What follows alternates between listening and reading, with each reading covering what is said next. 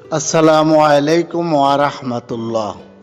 প্রিয় দর্শক, আজ আমি আপনাদেরকে জানাবো আদমের কায়া তৈরির জন্য মাটি সংগ্রহ।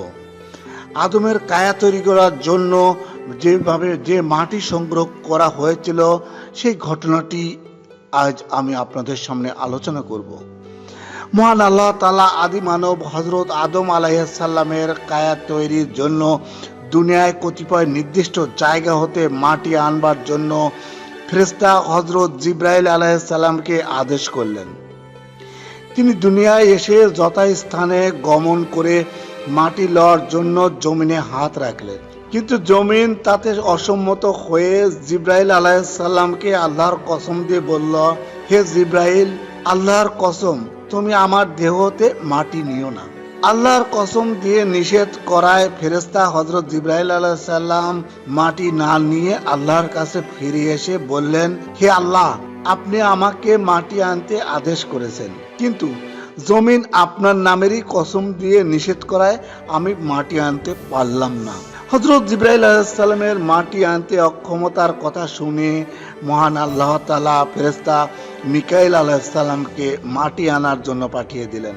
তিনি দুনিয়ায় আগমন করে জমিনকে বললেন, হে জমিন, তুমি আমাকে সামান্য মাটি দাও, আমি আল্লাহর নির্দেশে মাটি নিতে এসেছি।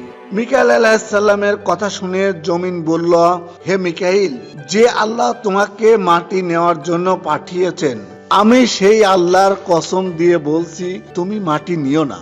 বলা বাহুল্য, এভাবে আল্লাহর কসম দিয়ে নিষেধ করায় ফেরেশতা মিকাইলও মাটি না নিয়ে আল্লাহর দরবারে ফিরে গিয়ে নিজের অক্ষমতার কথা জ্ঞাপন করলেন।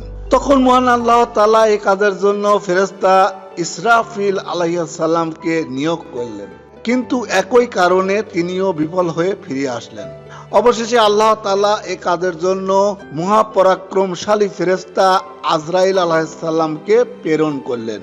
আজরাইল আলাইহিস সালাম পৃথিবীতে এসে যথাস্থানে উপস্থিত হয়ে জমিনের দেহে চঙ্গল মেরে মাটি নিতে গেলেন। অমনি জমিন অত্যন্ত করুণ ভাবে বলল, আমি তোমাকে আল্লাহর কসম দিয়ে বলছি, তুমি আমার দেহ হতে মাটি নিও না।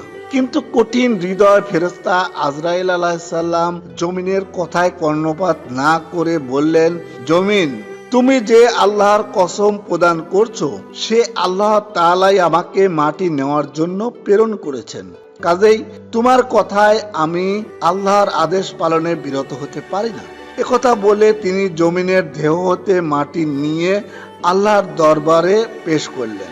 আজরাইল আলাইহিস সালামের যোগ্যতার প্রতিদান দিতে গিয়ে মহান আল্লাহ তাআলা ফেরেশতা আজরাইলের বুদ্ধিমত্তা এবং যোগ্যতা দেখে অত্যন্ত খুশি হলেন এবং বললেন, আজরাইল, আজ তুমি মানব জাতির সৃষ্টি লগ্নে যেভাবে নিজের যোগ্যতা প্রমাণ দিলে, প্রাণী কুলের ধ্বংস তথা মৃত্যুর কাজও তুমি একইভাবে নিজের যোগ্যতা ও সক্ষমতার প্রমাণ দিতে পারবে, সন্দেহ নেই।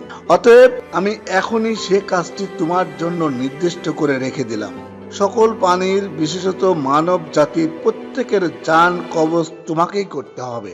মহান আল্লাহ তাআলার এই বাণী শুনে ফেরেশতা আজরাইল আলাইহিস সালাম একেবারে উদ্বিগ্ন হয়ে পড়লেন এবং অত্যন্ত কাকুতি মিনতি সহকারে বলতে লাগলেন, হে মাবুদ, আমি আপনার যে কোনো আদেশ পালন করতে রাজি আছি, তবে আপনি এ কঠিন আদেশ পালন হতে আমাকে মুক্তি দান করুন। কেননা এ আদেশ পালন করতে গেলে দুনিয়ার সকল প্রাণী আমার উপরে এ বলে অভিশাপ দিতে থাকবে যে, নিষ্ঠুর আজরাইল আমার অমুক আত্মীয়ের প্রাণ হরণ করেছে। সে অভিশাপ আমি কিছুতেই সহ্য করতে পারবো না। আজরাইল আলাইহিস সালামের এই কথা শুনে মহান আল্লাহ তাআলা বললেন, হে আজরাইল, এ বিষয়ে তোমার কোনো রকম চিন্তা করতে হবে না, কেননা এ ব্যাপারে আমি এমন এক কৌশল অবলম্বন করব যাতে কেউই তোমার নাম উল্লেখও করবে না এবং তোমার উপর কোনো অভিশাপও দিবে না।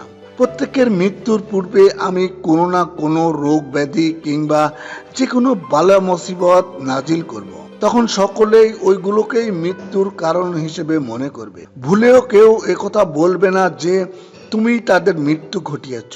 অতএব তোমার চিন্তার কোনো কারণ নেই। প্রিয় দর্শক, আশা করি বুঝতে পেরেছেন যে আদমের কায়া তৈরির জন্য মাটি কে সংগ্রহ করেছিল এই দুনিয়ার জমিন থেকে। যারা চ্যানেলটিতে নতুন এসেছেন তাদেরকে অনুরোধ করছি সাবস্ক্রাইব, শেয়ার এবং লাইক করার জন্য। সবাই ভালো থাকবেন। আল্লাহ হাফেজ।